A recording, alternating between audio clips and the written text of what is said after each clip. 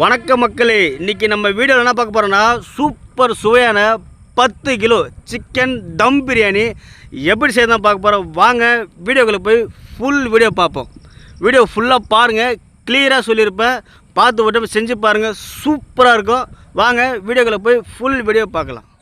10 kilo chicken பிரியாணிக்கு 2 litre sunflower oil நம்ம சேர்த்துடலாங்க. 5 கிலோவுக்கு 1 லிட்ரு, 10 கிலோவுக்கு 2 லிட்ரு. ஆயில் நல்லா சூடாகனதும் நாம் பட்டை ஏலக்காய் சேர்த்துடலாங்க. ஆயில் நல்லா சூடாகிடுச்சு.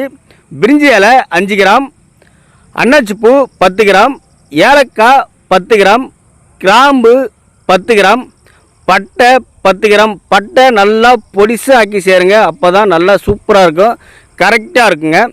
கிராம்பு பட்டை ஏலக்காய் நல்லா பொரிஞ்சு வந்த உடனே நம்ம 4 கிலோ பல்லாரி வெங்காயம் பொடிசாக கட் பண்ணி எடுத்து வச்சுருக்கிறோம். 4 கிலோ பல்லாரி வெங்காயம் சேர்த்துடலாம். அது கூடவே ஒரு 150 கிராம் பச்சை மிளகாய் சேர்த்துடலாங்க. பச்சை மிளகாவும் வெங்காயமும் நல்லா பொன்னிறமாக வதங்கணும். வதங்கி வர வரைக்கும் நல்லா ஒரு டைம் கிளறி விட்டுருங்க, கிளறி மூடி விட்டுருங்க. அது கூடவே புதினா கொத்தமல்லி ஒரு கைப்பிடி அளவு போட்டு சேர்த்துக்குங்க, அப்போ தான் வாசனை வந்து சூப்பராக இருக்கும். அதனால் ஒரு கைப்பிடி அளவு புதினா கொத்தமல்லி சேர்த்துடலாங்க. புதினா கொத்தமல்லி சேர்த்து நல்லா ஒரு டைம் கிளறி விட்டுருங்க. வெங்காயம் வந்து நல்லா பொன்னிறமாக வதங்கி வரணும். பாருங்கள், வெங்காயம் வந்து நல்லா பொன்னிறமாக வதங்கிடுச்சு. 1 கிலோ இஞ்சி பேஸ்ட்டு, 1 கிலோ பூண்டு பேஸ்ட் நல்லா மிக்சியில் அரைச்சி நம்ம எடுத்து வச்சுருக்கோம். இப்போ நம்ம சேர்த்துடலாங்க. சேர்த்துட்டு 10 நிமிஷம் நல்லா கிளறி விட்டுட்டே இருங்க.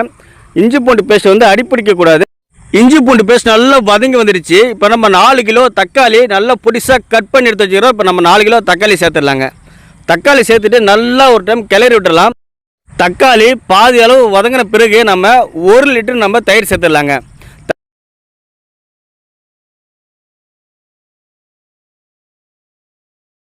தயிர் சேர்த்துட்டு தக்காளி கூட தயிர் மிக்ஸ் ஆகிற மாதிரி நல்லா ஒரு டைம் கிளறி விட்டுருங்க.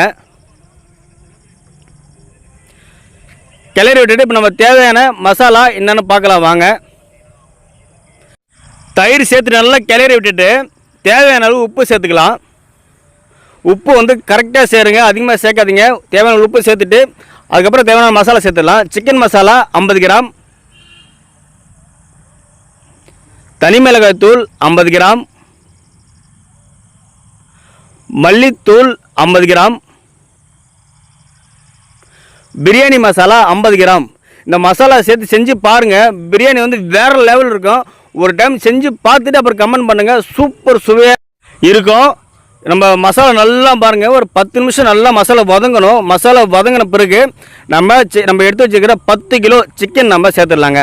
பாருங்கள், தக்காளி வெங்காயம் நல்லா மசாலா கூட நல்லா வதங்கணும். ஒரு 10 நிமிஷம் நல்லா வதங்கினா தான் பிரியாணி வந்து நல்லா டேஸ்ட் கொடுக்கும். இப்போ நம்ம 10 கிலோ சிக்கன் சேர்த்துட்டு நல்லா ஒரு 2 நிமிஷம், ஒரு 5 நிமிஷம் கிளறினா போதும். அப்படி அதிகமாக கிளறினீங்கன்னா வந்து சிக்கன் பீஸ் வந்து உடஞ்சிரும். அதனால் ஒரு 5 நிமிஷம் கிளறி விட்டுருங்க. கிளறி விட்டு நம்ம தேவையான அளவு தண்ணி வைக்கலாங்க. நம்ம 10 கிலோக்கு வந்து சிக்கன் பிரியாணிக்கு 17 லிட்டர் நான் தண்ணி வைக்கிறேங்க.